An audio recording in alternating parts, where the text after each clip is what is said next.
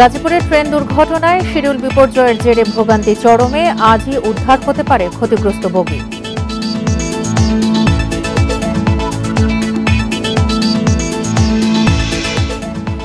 ঢাকা ভাঙ্গা রাজবাড়ী রুটে দুটি কমিউটার ট্রেন চালু, 2 মাসের মধ্যে খুলনা যশোর হয়ে বেনাপোল যাবে ট্রেন।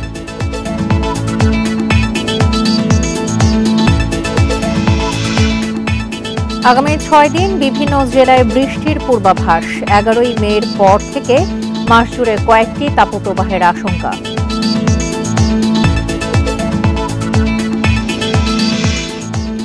বৈরী আবহাওয়াতেও উপজেলা নির্বাচনের জোরালো প্রচারণা, নানা প্রতিশ্রুতি নিয়ে ভোটারদের কাছে প্রার্থীরা।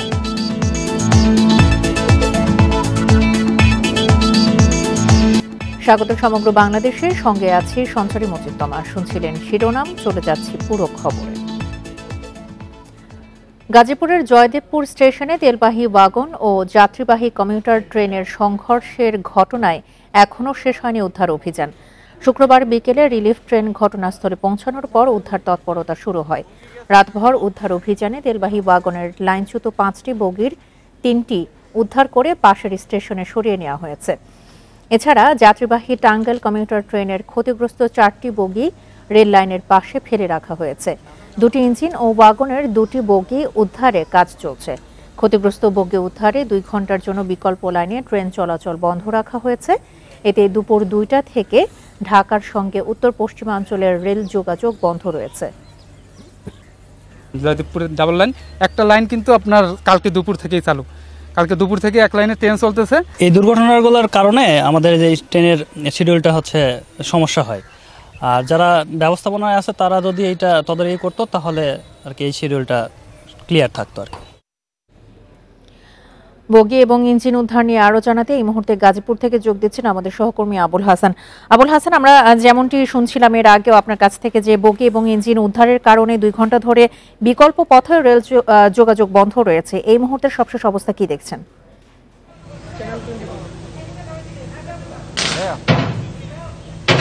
দেখুন, যে 2 ঘন্টার কথা বলা হয়েছিল 4টার ভিতরে, সেই 2 ঘন্টা কিন্তু শেষ হয়ে গেছে, কিন্তু এখনও সেই বগির তেলবাহী ওয়াগনের যে বগি এবং যে 2টি ইঞ্জিন রয়েছে সেই 2টি ইঞ্জিন কিন্তু এখনও উদ্ধার করা সম্ভব হয়নি। এই বিষয়টি নিয়ে আমি কিছুক্ষণ আগে রেলের কর্মকর্তা যারা উদ্ধারকারী দল এসেছিলেন তাদের সঙ্গে কথা বলেছিলাম।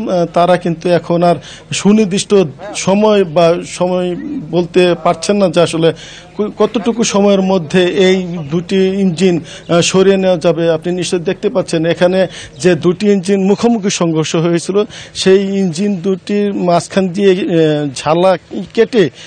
ঝালার মাধ্যমে কেটে এটি আলাদা করার যে প্রক্রিয়া সেটি তারা করে যাচ্ছেন এবং পাশে ওয়াগনের যে বগিটি রয়েছে সেটি এখান থেকে সরিয়ে নেওয়ার জন্য আলাদাভাবে রাখা হয়েছে।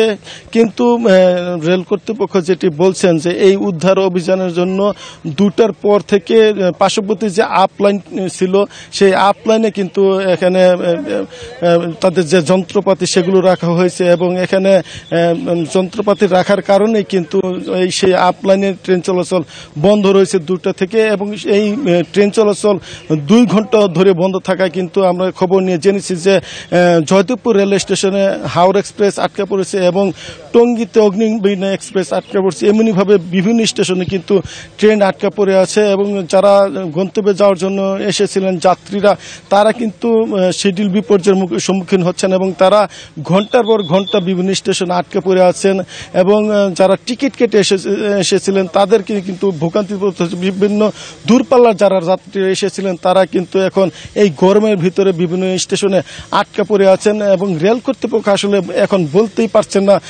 কতটুকু সময়ের ভিতরে এই যে ক্ষতিগ্রস্ত ইঞ্জিন সেটি উদ্ধার করতে তারা সমর্থ হবেন।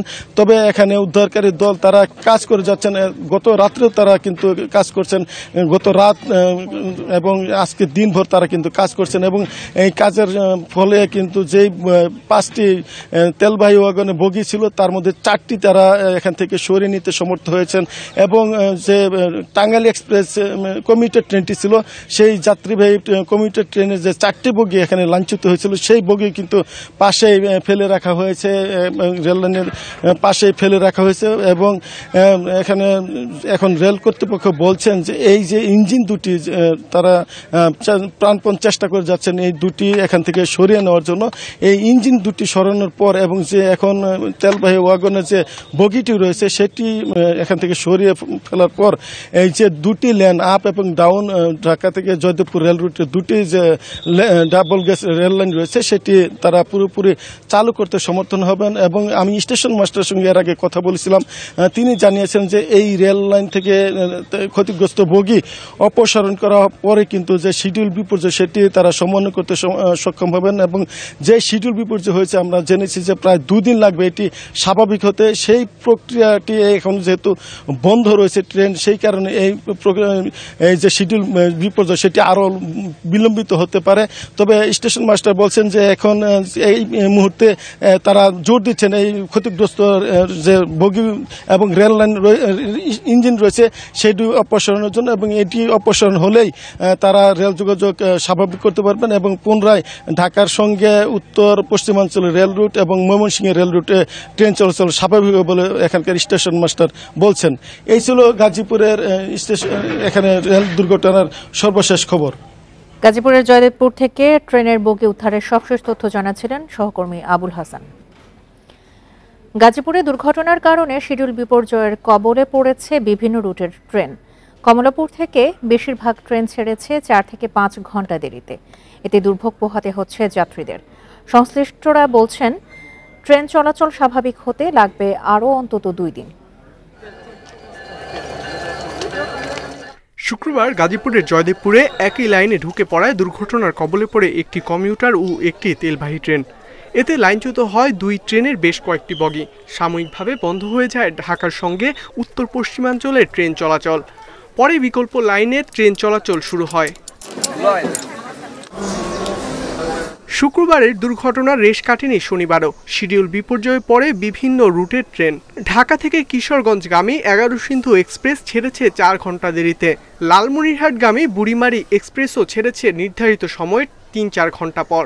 4.5 ঘন্টা রেট, এখনো গাড়ি আসে নাই। 7টা বাজে আসছি, দেখলাম যে কটা ট্রেন গেছে 2 ঘন্টা 2.5 ঘন্টা সব ট্রেনেই লেট হয়েছে। টাইমিং ছিল 9:10-এ রংপুর এক্সপ্রেস। আমি 9:15 থেকে বসে আছি, এখন পর্যন্ত কোনো খবর নেই ট্রেনে।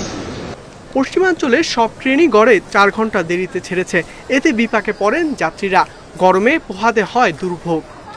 মানে কি করা যায়, মানে মাল সামনা দায়িত্ব যাওয়া যায়। আর আমার সঙ্গে আরো অনেক যাত্রী আছে, তারা কেউ 3 ঘন্টা, কেউ 4 ঘন্টা, কেউ 5 ঘন্টা ধরে অপেক্ষা করছে, কিন্তু সঠিক টাইমে কোনো ট্রেন আসছে না। শনিবার সারাদিনই উত্তরাঞ্চলের বেশিরভাগ ট্রেন ছাড়তে দেরির কথা জানায় রেলওয়ে।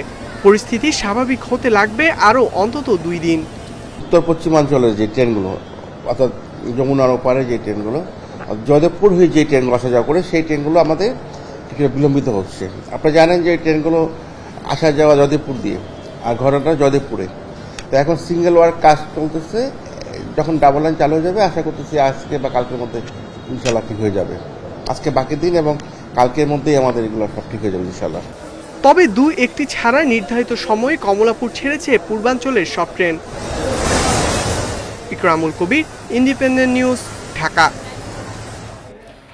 আজ রাত 12টার পর দেশের উত্তর পূর্বাঞ্চল ও মধ্যাঞ্চলে বৃষ্টি হতে পারে বলে জানিয়েছে আবহাওয়া অধিদপ্তর। এছাড়াও সোমবারের পর সারা দেশে বৃষ্টির সম্ভাবনা রয়েছে। তবে 11ই মের পর থেকে আবারও তাপপ্রবাহ শুরু হতে পারে। এপ্রিলের চাইতে মে মাসে তাপমাত্রা কম থাকবে বলে জানিয়েছেন আবহাওয়াবিদরা। পুরো মে মাসে 1 থেকে 2টি তীব্র বা অতি তীব্র তাপপ্রবাহ এবং 2 থেকে 3টি ছোট বা মাঝারি তাপপ্রবাহ হতে পারে। প্রতিবছর মে মাসে গড়ে 13 দিন বজ্রসহ বৃষ্টি হয়। এবারও তেমনই হওয়ার সম্ভাবনা রয়েছে। বজ্রপাতের সময় সবাইকে নিরাপদ স্থানে থাকার আহ্বান জানিয়েছে আবহাওয়া অধিদপ্তর। ঢাকায় আজ বৃষ্টিপাতের সম্ভাবনা 30%। আমরা দেখতে পাচ্ছি যে 24 আওয়ার্সের মধ্যে সিলেটের কিছু কিছু জায়গায়, তাছাড়া চট্টগ্রাম, ঢাকা, বরিশাল, ময়মনসিংহ এবং রংপুরের 2-1 জায়গায় বৃষ্টিপাতের সম্ভাবনা রয়েছে। তবে রাত 12টার পরে বৃষ্টিপাতের তীব্রতা একটু বৃদ্ধি পেতে পারে আগামীকাল থেকে বৃষ্টিপাতের তীব্রতা বৃদ্ধি পেয়ে 6 তারিখ থেকে সারা বাংলাদেশে অস্থায়ীভাবে দমকা বাতাস এবং ঝড়ো হাওয়া সহ বৃষ্টি অথবা বজ্রসহ বৃষ্টিপাতের সমূহ সম্ভাবনা তৈরি হয়েছে। টানা তাপপ্রবাহে গাছ থেকে আম ঝরে পড়ায় দিশেহারা খাগড়াছড়ির বাগান মালিকরা। এরই মধ্যে ঝরে গেছে প্রায় 50 থেকে 60% আম। ঝরে পড়া ঠেকাতে বেশি বেশি পানি দেওয়ার পরামর্শ কৃষি বিভাগের। খাগড়াছড়ি সদরের জাদুরাম পাড়ার এই বাগানের অন্তত 60% আম ঝরে গেছে। টানা তাপপ্রবাহে ঝরে পড়ছে আম্রপালি, বাড়ি ফোর সহ বিভিন্ন প্রজাতির আম। তাপমাত্রা না কমলে বাকি আমও ঝরে পড়ার শঙ্কায় বাগান মালিকরা। পাহাড়ি এলাকায় সেচ দেয়া কষ্টসাধ্য হওয়ায় বৃষ্টি না হলে এই সমস্যার তারা সমাধান দেখছেন না। মানে গত বছর চাইতে এই বছর এমনিতে ফলন কম, তারপরে প্রচন্ড গরমে অনেক আম ঝরে গেছে, প্রায় 60% ঝরে গেছে, আর 40% আছে। দিন রাত পরিশ্রম করতেছি, মানে পানি ওষুধ নানা দিয়ে চেষ্টা করতেছি, কিন্তু তারপরে আমটা ঝরে পড়তেছে। পানি দেওয়ার সত্ত্বেও এবং কি ওষুধ দেওয়ার সত্ত্বেও আমরা চেষ্টা করতেছি আমগুলোকে রক্ষা করার জন্য, কিন্তু আমরা পারতেছি না। পানি স্বল্পতার কারণে গাছের ফল ঝরে যাচ্ছে বলে জানান কৃষিবিদরা। ঝরে যাওয়া ঠেকাতে গাছের চারপাশে গর্ত খুঁড়ে পানি দেয়া এবং গাছের পাতায় ইউরিয়া মেশানো পানি ছেটানোর পরামর্শ তাদের। তাপমাত্রা এবং অপরদিকে আমাদের মাটির যে ময়েশ্চার আছে, যে মাটিতে যে পানির ধারণ ক্ষমতা সেটিও কমে গিয়েছে। সেই ক্ষেত্রে দেখা যাচ্ছে গাছ তার অতিরিক্ত ফলগুলো ঝরিয়ে দিচ্ছে। আম গাছকে রক্ষা করার জন্য আমরা কিন্তু তাদেরকে নিয়মিতভাবে আম গাছে পানি স্প্রে করার পরামর্শ দিয়েছি। আমাদের প্রতি লিটার পানিতে আপনারা 2 গ্রাম ইউরিয়া সার গুলিয়ে সেটা পাতাতে স্প্রে করলে এই ফ্রুট ড্রপটা কমবে। চলতি মৌসুমে খাগড়াছড়িতে 4150 হেক্টর জমিতে আমের চাষ হয়েছে। উৎপাদন লক্ষ্যমাত্রা নির্ধারণ করা হয়েছে প্রায় 50,000 টন। Independent news. রাজবাড়ীর সাথে রাজধানীর যোগাযোগ আরও সহজ ও দ্রুত করতে ঢাকা ভাঙ্গা রাজবাড়ী রুটে চালু হলো 2টি কমিউটার ট্রেন।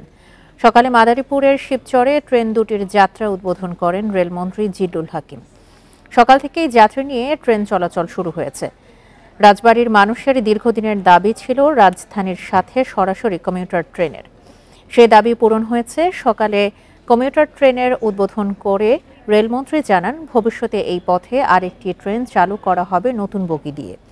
আর 2 মাসের মধ্যে ভাঙ্গা থেকে খুলনা, যশোর হয়ে বেনাপোল পর্যন্ত আরেকটি ট্রেন চালু হবে। এছাড়া ভাঙ্গা থেকে বরিশাল হয়ে পায়রা বন্দর পর্যন্ত রেললাইন নির্মাণ করা হবে, যার পুরোটাই হবে এলিভেটেড রেল লাইন। ঢাকা রাজবাড়ী কমিউটার ট্রেনে মোট কোচ থাকবে 6টি, আসন সংখ্যা 492টি। ট্রেনটি উভয় পথে ভাঙ্গা জংশন, শিবচর, পদ্মা ও মাওয়া স্টেশনে থামবে। বন্ধ থাকবে শুক্রবার।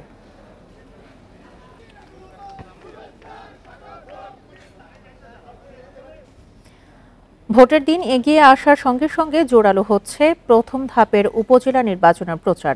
প্রচণ্ড গরম উপেক্ষা করে প্রার্থীরা ছুটছেন ভোটারদের কাছে। বৈরী আবহাওয়ার মধ্যেও প্রচারের লড়াইয়ে পিছিয়ে থাকতে রাজি নন কেউ। একদিকে চলছে তাপপ্রবাহ, অন্যদিকে বোরো ধান কাটার মৌসুম, তাই হাটবাজার, চায়ের আড্ডায় স্বাভাবিক সময়ের তুলনায় লোক কম। এর প্রভাব পড়েছে উপজেলা নির্বাচনের প্রচারে, কিন্তু বসে নেই গোপালগঞ্জে 3 উপজেলার প্রার্থীরা। গোপালগঞ্জ সদর, টুঙ্গিপাড়া ও কোটালীপাড়া উপজেলায় প্রার্থীরা সমর্থকদের সঙ্গে নিয়ে বাড়ি বাড়ি ঘুরছেন ভোটার আশায়। গোপালগঞ্জ সদর উপজেলার ভিতরে কোনো যদি বেকার যুবকদের জন্য কোনো প্রকার সরকারি কলকারখানা, বেসরকারি কলকারখানা, বিভিন্ন সফটওয়্যার কোম্পানি যদি আমরা চেষ্টা করতে পারি, আমরা আশা করি সফল হব। সর্বপ্রথম আমার কাজ হবে আমার এই টুঙ্গিপাড়া উপজেলায় কমসে কম 3000 বেকার ছেলে, বেকার যুবক যুবতী মেয়েরা আছে, আমি তাদের কর্মসংস্থান ব্যবস্থা করব। টুঙ্গিপাড়ার আপামর জনসাধারণকে সাথে নিয়ে আমার পরিকল্পনা অনুযায়ী মাননীয় প্রধানমন্ত্রীকে জানাবো এবং মাননীয় প্রধানমন্ত্রীর মাধ্যমে আমি টুঙ্গিপাড়াকে একটি স্মার্ট টুঙ্গিপাড়া এবং অসাম্প্রদায়িক টুঙ্গিপাড়া হিসেবে গড়ে তুলব। উপজেলা নির্বাচনের আমেজ স্পষ্ট মেহেরপুর সদর ও মুজিবনগরে। সড়কে নজর কাটছে প্রার্থীদের পোস্টার, মোড়ে মোড়ে তৈরি করা হয়েছে নির্বাচনী ক্যাম্প। এসব ক্যাম্প ঘিরেই চলছে প্রচারের ব্যস্ততা। গরিব দুঃখী মানুষের মনের কথা বুঝবে, ভাষা বুঝবে, তাদের আমরা দেব ভোট। রোদ গরম মাথায় নিয়ে ভোটের আশায় পাড়া মহল্লায় প্রচার চালাচ্ছেন হবিগঞ্জের বানিয়াচং ও আজমিরীগঞ্জ উপজেলার প্রার্থীরা। উন্নয়নের পরিকল্পনা এবং কুশল বিনিময়ে ভোটারদের মন জয় করার চেষ্টায় কমতি রাখছে না কেউ। প্রার্থীরা যখন ব্যস্ত প্রচারে তখন ভোটের পরিবেশ নিশ্চিত করা নিয়েই চিন্তা নির্বাচন কর্মকর্তাদের। এখন পর্যন্ত প্রচারণার মধ্যে কোনো ধরনের অনিয়ম আমাদের কাছে পরিলক্ষিত হয়নি। ভবিষ্যতে বা সামনে যদি কোনো আচরণবিধি কেউ লঙ্ঘন করে তাহলে আমরা আইনানুগ ব্যবস্থা গ্রহণ করব। বানিয়াচং ও আজমিরিগঞ্জে চেয়ারম্যান প্রার্থী 9 জন, এছাড়া ভাইস চেয়ারম্যান পদে 15 ও মহিলা ভাইস চেয়ারম্যান পদে লড়ছেন 6 জন। রেশমি নন্দী, ইন্ডিপেন্ডেন্ট নিউজ। উপজেলা নির্বাচনের প্রচারণা নিয়ে আরো জানাতে মেহেরপুর থেকে যোগ দিচ্ছেন সহকর্মী রাজিবুল হক। রাজিবুল, মেহেরপুর সদর ও মুজিবনগরে উপজেলা নির্বাচনের প্রচার চলছে, কি অবস্থা দেখতে পাচ্ছেন সবশেষ? ষষ্ঠ উপজেলা পরিষদ নির্বাচনে মেহেরপুর সদর প্রথম ধাপের যে নির্বাচন সেটি মেহেরপুর সদর উপজেলা এবং মুজিবনগর উপজেলা নিয়ে হচ্ছে। এই দুটি উপজেলায় মোট 8 জন চেয়ারম্যান প্রার্থী এবং দুইজন করে 4 জন করে মোট 8 জন আছে মহিলা ভাইস চেয়ারম্যান এবং মহিলা পুরুষ ভাইস চেয়ারম্যান। মোট 16 জন প্রার্থী কিন্তু প্রতিদ্বন্দ্বিতা করছেন। তবে এই নির্বাচনে বিএনপি বা অন্য কোনো দল অংশ না নেয় তেমন কিন্তু উত্তাপ নেই। তারপরেও কিন্তু যে প্রার্থীরা প্রতিদ্বন্দ্বিতা করছেন, যেহেতু সবগুলোই আওয়ামী লীগ থেকে নির্বাচন করছেন, সেই ক্ষেত্রে তারাই শুধুমাত্র মাঠে নির্বাচনী প্রচারণা চালিয়ে যাচ্ছেন। তবে সেই ক্ষেত্রে যেহেতু দলীয় কোনো প্রতীক নেই আর প্রতীক না থাকার কারণে কিন্তু আওয়ামী লীগের থেকে অনেকগুলো বেশি প্রার্থী হয়েছে এবং সবাই প্রতিদ্বন্দ্বী করছে। তবে এই বিশেষ করে ভোটারদের মধ্যে বা বিশেষ করে আওয়ামী লীগের যে কর্মী সমর্থক তাদের মধ্যে আসলে কিছুটা হলেও বিভ্রান্তি সৃষ্টি হয়েছে, যেহেতু একই দলে থেকে একাধিক প্রার্থী রয়েছে। তবে সেই ক্ষেত্রে বলা যায় যে মুজিবনগর এবং মেহেরপুর সদরের যে নির্বাচন হবে, নির্বাচনে তেমন উৎসবমুখর পরিবেশ এখনো হয়নি। তবে তারপরেও প্রার্থীরা কিন্তু তাদের নিজ নিজ এলাকায় কিন্তু নির্বাচন প্রচারণা চালাচ্ছেন এবং ভোটারদেরকে তাদের পক্ষে টানতে বিভিন্নভাবে প্রতিশ্রুতি দিচ্ছেন উন্নয়নমূলক কর্মকাণ্ডের জন্য। এছাড়াও নির্বাচনের শুরুতেই শুধুমাত্র মুজিবনগর উপজেলায় 2 প্রার্থীর সমর্থকদের মধ্যে সংঘর্ষের ঘটনা ঘটেছিল। এছাড়া কিন্তু সার্বিক পরিস্থিতি এখন পর্যন্ত ভালো আছে। নির্বাচন কমিশনও সকল প্রস্তুতি সম্পন্ন করেছে। আগামী 8 তারিখেই কিন্তু মূলত মেহেরপুর সদর এবং মুজিবনগর প্রথম পর্যায়ের উপজেলা পরিষদ নির্বাচন ভোট গ্রহণ অনুষ্ঠিত হবে। উপজেলা নির্বাচনের প্রচারণা নিয়ে মেহেরপুর থেকে জানাচ্ছিলেন সহকর্মী রাজিবুল হক। কোন প্রার্থী যদি সংসদ সদস্যদের কাছ থেকে সুবিধা নেন তাহলে প্রমাণ সাপেক্ষে তার প্রার্থিতা বাতিল হতে পারে বলে জানিয়েছেন নির্বাচন কমিশনার রাশেদা সুলতানা। সকালে রাজশাহী শিল্পকলা একাডেমিতে এক আলোচনা সভায় তিনি এই কথা বলেন। এ সময় তিনি আরো বলেন, উপজেলা নির্বাচনে প্রভাবশালীরা প্রভাব খাটালে কমিশন তাদের বিরুদ্ধে বিধি অনুযায়ী ব্যবস্থা নেবে। চেয়ারম্যান প্রার্থীদের কোনো সুবিধা না দেওয়ার জন্য স্থানীয় সংসদ সদস্যদের প্রতি আহ্বান জানান নির্বাচন কমিশনার রাশেদা সুলতানা। এবার প্রথম ধাপে 8ই মে উপজেলা নির্বাচনে রাজশাহী বিভাগে 91 জন চেয়ারম্যান প্রার্থী, 86 জন ভাইস চেয়ারম্যান এবং 73 জন মহিলা চেয়ারম্যান প্রার্থী প্রতিদ্বন্দ্বিতা করছেন।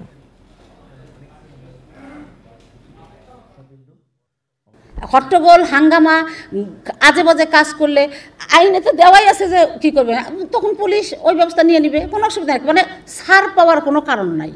মুন্সিগঞ্জে একই পরিবারের 3 জন সহ 5 জেলায় সড়ক দুর্ঘটনায় অন্তত 11 জন নিহত হয়েছেন। এর মধ্যে নোয়াখালীর বেগমগঞ্জে ট্রাক চাপায় সেনা সদস্য সহ অটোরিকশার 3 যাত্রী নিহত হয়েছেন। এসব দুর্ঘটনায় আহত হয়েছেন মোট 13 জন। নোয়াখালীর বেগমগঞ্জের চন্দ্রগঞ্জ পূর্ব বাজার থেকে একটি সিএনজি অটোরিকশা যাত্রী নিয়ে চৌমুহনীর দিকে যাচ্ছিল। এ সময় বালু ভর্তি ট্রাকের সঙ্গে মুখোমুখি সংঘর্ষ হয়, ঘটে হতাহতের ঘটনা। ফজরের আজানের পরে গাড়িটা অ্যাক্সিডেন্ট হয়েছে, এই টাইমে কেউ ছিলেন না রাস্তায়। ফায়ার সার্ভিস আলাদা আছে, রশি বান্ধে আমরা সিএনজি টানি বার করছি, লাস্ট 2টা বার করছি। ডুবুরি দিয়ে জানতে পারি যে ভিতরে একটা সিএনজি আছে এবং আমরা এখন পর্যন্ত ওই সিএনজি থেকে 3টা ডেড বডি উদ্ধার করি এবং আশা করতেছি আরও ডেড বডি আছে। মুন্সিগঞ্জের গজারিয়ায় ওভারটেক করার সময় কাভার্ড ভ্যানের ধাক্কায় একটি প্রাইভেট কার খাদে পড়ে যায়। ঘটনাস্থলেই প্রাণ হারান একই পরিবারের 3 জন। শুক্রবার রাত 1:45টার দিকে এই দুর্ঘটনা ঘটে। নিহতরা হলেন চাঁদপুরের শাহরাস্তির আলমগীর হোসেন, তার ছোট ছেলে জহিরুল ইসলাম ও মামি রাহেলা বেগম। তিশা বাস নাকি এখানে অ্যাক্সিডেন্টটা করছিল, এটা ড্রাইভার থেকে শুনলাম আর কি। এবং কি আমার মামা আলমগীর সাহেব আমার মামা, আর আমার একটা মামাতো ভাই, আর একটা হলো আমার বোন হয় চাস্তো বোন, তার এই আর কি। এদিকে গাজীপুরের শ্রীপুরে ট্রাক ও পিকআপ ভ্যানের সংঘর্ষে 2 নির্মাণ শ্রমিক নিহত হয়েছেন। এই ঘটনায় আহত হয়েছেন আরও 11 শ্রমিক। এছাড়া মাদারীপুরের রাজৈরে ট্রাক চাপায় অটোরিকশার 2 যাত্রী নিহত হয়েছেন। সোহেলি জাহান, ইন্ডিপেন্ডেন্ট নিউজ। এখনও স্বাভাবিক হয়নি খাগড়াছড়ি সাজেক সড়কের যান চলাচল। বৃহস্পতিবার ভারী বৃষ্টি ও পাহাড়ি ঢলের কারণে খাগড়াছড়ি সাজেক সড়কের জামতলী বেইলি সেতুর খুঁটি সরে যায়। এতে ভারী যান চলাচল বন্ধের নির্দেশনা দেয় সড়ক ও জনপথ অধিদপ্তর। সড়ক ও জনপথ বিভাগের তত্ত্বাবধায়ক প্রকৌশলী মোফাজ্জল হায়দার জানান, খুঁটি সরে যাওয়ায় সেতুটি ভেঙে যাওয়ার শঙ্কা দেখা দিয়েছে, তাই ভারী যান চলাচলে নিষেধাজ্ঞা দেওয়া হয়েছে। নির্দেশনা কারণে খাগড়াছড়ির দীঘিনালা ও রাঙামাটির লংদু ও বাঘাইছড়ির সাথে সারা দেশের যাত্রীবাহী বাস ও পণ্যবাহী ট্রাক চলাচল বন্ধ রয়েছে। এতে আটকা পড়েছে অনেক যানবাহন। এদিকে বাস ও পিকআপের যাত্রীরা পায়ে হেঁটে সেতু পার হন। পাহাড়ি ঢলের সঙ্গে অনেক আবর্জনা সহ বাসটা সহ এসে ওই যে পাইপগুলো ছিল সেগুলিকে একটা সাইডে সরিয়ে ফেলছে।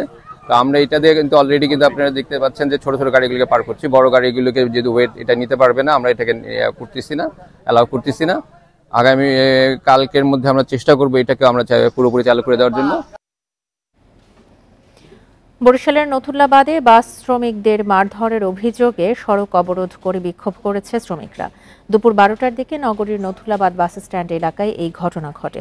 শ্রমিকরা জানায়, মাদারীপুরগামী বাসের চালক ও সহকারীকে মারধর করে বহিরাগত কয়েকজন যুবক। এই ঘটনার প্রতিবাদে বাস স্ট্যান্ডে সড়ক অবরোধ করে বিক্ষোভ করেন শ্রমিকরা। পরে পুলিশ তাদের সেখান থেকে সরিয়ে দিলে প্রায় আধা ঘন্টা পর শুরু হয় যান চলাচল। হামলায় জড়িতরা শ্রমিক ইউনিয়নের নবনির্বাচিত সভাপতি কাজী কবিরের সমর্থক বলে দাবি তাদের। পুলিশ জানায়, অভ্যন্তরীণ কোন্দল ও কমিটি গঠন নিয়ে শ্রমিকদের মধ্যে দীর্ঘদিন অসন্তোষ চলছিল। এরই জেরে এই ঘটনা বলে প্রাথমিক ধারণা তাদের।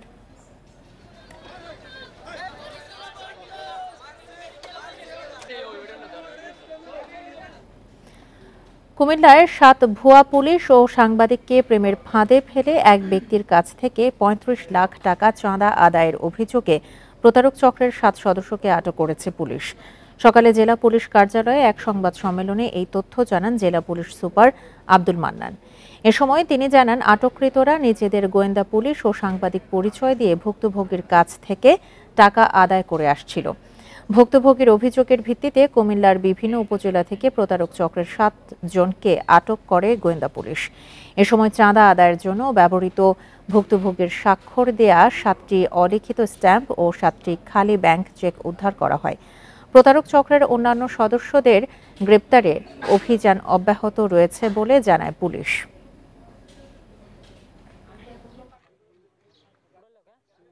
কমতে শুরু করেছে সিলেট সুনামগঞ্জের নদ নদীর পানি। শুধু সুরমার পানি কানাইঘাট পয়েন্টে বিপদসীমার 13 সেন্টিমিটার উপর দিয়ে প্রবাহিত হচ্ছে। আগামী 48 ঘন্টায় সুরমা, কুশিয়ারা, জাদুকাটার পানি স্থিতিশীল থাকবে।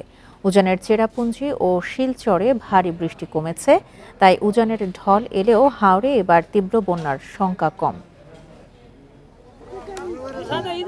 উজানের ঢল তীব্র হবে এমন খবর শুনে সুনামগঞ্জের হাওরে শুরু হয় ধান কাটার ব্যস্ততা। হাতে সময় কম, তাই মাঠের ধান ঘরে তুলতে দম ফেলার সময় নেই। 1 মে থেকে ভারতের চেরাপুঞ্জিতে ভারী বৃষ্টি হয়, তবে 2 মে রাত থেকে চেরাপুঞ্জি, শিলচর, আইজল, কৈলাসহরে বৃষ্টি কমেছে, যা 4 মে থেকে আরও কমে আসবে।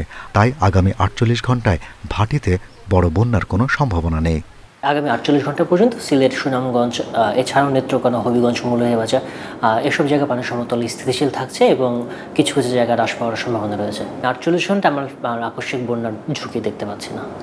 বন্যা পূর্বাভাস ও সতর্কীকরণ কেন্দ্রের তথ্য বলছে 46টি পয়েন্টের মধ্যে 30 পয়েন্টে পানি বাড়ছে। সিলেটের সুরমা, কুশিয়ারা নদীর পানি কমতে শুরু করেছে, তবে সুনামগঞ্জের ছাতক, দেরাই, মার্কুলি পয়েন্টে সুরমার পানি বাড়ছে। আর জাদুকাটা, সোমেশ্বরী, কংস নদীর পানি বাড়লেও তীব্র বন্যার আশঙ্কা নেই। অভ্যন্তরীণ বৃষ্টিটা আছে, সেটা আসলে আমাদের বন্যার জন্য অতটুকু দায়ী না, যতটুকু উজানের পানি আমাদের জন্য বেশি দায়ী হয়ে থাকে। আজকে 3 এবং আগামী 4 এই 2 দিন পর্যন্ত আমরা মোটামুটি দেখতে পাচ্ছি বৃষ্টিপাতের প্রবণতাটা কম। 5 এবং 6 তারিখে থেকে বৃষ্টিপাতের প্রবণতাটা রয়েছে, সেটা আমরা পর্যবেক্ষণে রেখেছি। বন্যা পূর্বাভাস ও সতর্কীকরণ কেন্দ্রের পূর্বাভাস বলছে, আসামের শিলচরে ভারী বৃষ্টি কমে যাওয়ায় তিস্তা অববাহিকা এখনও স্বাভাবিক রয়েছে। Shahriar Anirban, independent news, Dhaka. মানসম্মত মুরগি, মাছ সহ বিভিন্ন পোল্ট্রি ফিড তৈরির লক্ষ্যে নারায়ণগঞ্জের সোনারগাঁয়ে গড়ে উঠছে আস্থা ফিড ইন্ডাস্ট্রিয়াল পার্ক। শনিবার দুপুরে জেলার লাদুরচর এলাকায় আনুষ্ঠানিকভাবে এই পার্কের ভিত্তিপ্রস্তর স্থাপন করা হয়। অনুষ্ঠানে জানানো হয় 100 বিঘা জায়গায় এই পার্কটি নির্মিত হবে। বর্তমানে পার্কটিতে রিলায়েন্স ফিড ইন্ডাস্ট্রিজ, আস্থা প্যাক ও আস্থা স্টার্চ অ্যান্ড কেমিক্যাল ইন্ডাস্ট্রিজ এই 3টি কারখানার নির্মাণ কাজ শুরু হয়েছে। গুণগত মান বজায় রেখে পণ্য উৎপাদনই মূল লক্ষ্য বলে জানান প্রতিষ্ঠানের কর্ণধাররা। ভিত্তিপ্রস্তর স্থাপন অনুষ্ঠানে প্রধান অতিথি হিসেবে উপস্থিত ছিলেন সেনাপ্রধান জেনারেল SM শফিউদ্দিন আহমেদ। এ সময় তিনি বলেন, ব্যবসায়ীরা এই দেশের উন্নয়নের জন্য গুরুত্বপূর্ণ। সেনাবাহিনী দেশের অর্থনৈতিক উন্নয়নের অগ্রযাত্রায় গুরুত্বপূর্ণ ভূমিকা পালন করছে বলেও উল্লেখ করেন তিনি। অনুষ্ঠানে আস্থা ফিডের চেয়ারম্যান মোশাররফ হোসেনের সভাপতিত্বে উপস্থিত ছিলেন বিভিন্ন শিল্প গ্রুপের পরিচালক ও ঊর্ধ্বতন কর্মকর্তারা। ওয়েলফেয়ারের মাধ্যমে পরিচালিত অনেক ব্যবসার সাথে আমরা সম্পৃক্ত থাকি। আমাদের সেনা কল্যাণ সংস্থা, আমাদের মেশিন টুলস ফ্যাক্টরি, আমাদের ডিজেল প্ল্যান্ট, আমাদের সেনা হোটেল অথরিটি আছে এবং অন্যান্য বিজনেস, সেইগুলোর সাথে আমি কিছুটা বুঝতে পারি যে বিজনেসম্যানরা বাংলাদেশের উন্নয়নে কতটা গুরুত্বপূর্ণ ব্যক্তি। পটুয়াখালীর উপকূলীয় এলাকায় লবণাক্ত জমিতে সূর্যমুখী ফুলের চাষ করে সফলতা পেয়েছেন কৃষকরা। অন্যদিকে রাঙামাটির পাহাড়ি জমিতেও বাড়ছে সূর্যমুখীর আবাদ। এতে ভোজ্য তেলের ঘাটতি পূরণে এই দুটি অঞ্চল রাখছে বিশেষ অবদান। কৃষকরাও লাভবান হচ্ছেন। পটুয়াখালীর মহিপুর ইউনিয়নের বিপনীপুর গ্রাম জমিতে লবণাক্তক বাড়ায় গেল কয়েক বছর ধান ও সবজির ফলন কমতে থাকে। এ অবস্থায় গত বছর সূর্যমুখী ফুলের আবাদ করে সফলতা পান কয়েকজন কৃষক। এ মৌসুমেও গ্রামের 28 বিঘা জমিতে সূর্যমুখীর আবাদ করেছেন 15 জন। আমাদের যে বড় চাষ করতাম সেইটা ভালো হয় না, তারপর আমরা এই ফুলের চাষ আরম্ভ করছি, খুবই একটা ভালো হয়। গেল বছর খুব ভালো হয়েছে আমাদেরকে, সেই জন্য এবছর আবার আমরা বেশি আকারে দিয়েছি, এই হাইসান 33। কেবল বিপনীপুর নয়, উপকূলীয় কলাপাড়া উপজেলার বিভিন্ন গ্রামে বেড়েছে সূর্যমুখীর চাষ। এবার 1950 হেক্টর জমিতে সূর্যমুখীর আবাদ হয়েছে, যা থেকে প্রায় 41 কোটি টাকার ভোজ্য তেল উৎপাদন হবে বলে আশা করছে কৃষি বিভাগ। উৎপাদনের শুরুতে কৃষকদেরকে পরামর্শ দিয়েছিলাম যাতে তারা গুচ্ছাকারে বা ক্লাস্টার আকারে সূর্যমুখীর বীজটি বপন করে। এক্ষেত্রে টিয়া পাখির আক্রমণ সহ রোগ পোকের আক্রমণ অনেক কম হয়। এদিকে বীজ ও সার বিতরণ করে রাঙামাটির পাহাড়ি পতিত জমিতে সূর্যমুখী আবাদে কৃষকদের উৎসাহিত করছে কৃষি বিভাগ। চলতি মৌসুমে জেলায় সূর্যমুখীর আবাদ হয়েছে 165 হেক্টর জমিতে, যা থেকে প্রায় 4 কোটি টাকার ভোজ্য তেল উৎপাদন হবে। প্রথম আমার এই এলাকার মোটামুটি যে কৃষি বিভাগ থেকে মোটামুটি এই যে সূর্যমুখী মোটামুটি ফুলতেছে, আগে মোটামুটি ছিল না, এখন তো আমরা আমাদের দেখতেছি খুব ভালো। আমরা আমাদের কৃষি প্রণোদনা থেকে 200 বিঘা এবং 200 জন মানুষকে আমরা প্রণোদনা দিতে পেরেছি এবং আমাদের রাঙামাটি পার্বত্য জেলা পরিষদ তারাও কৃষি বিভাগের প্রতি, কৃষকের চাহিদার প্রতি তারা দৃষ্টি রেখে তারা 1000 বিঘা বা 1000 জনকে সূর্যমুখী বীজ সহায়তা করেছে।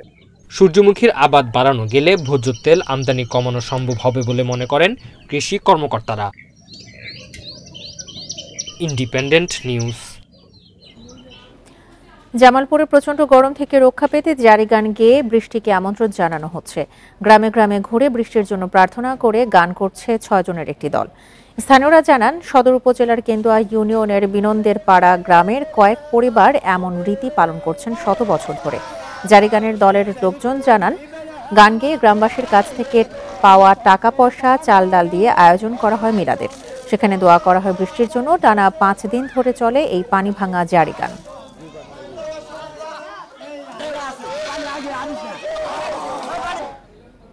এছাড়াও সংবাদে আমন্ত্রণ পরের আয়োজনে।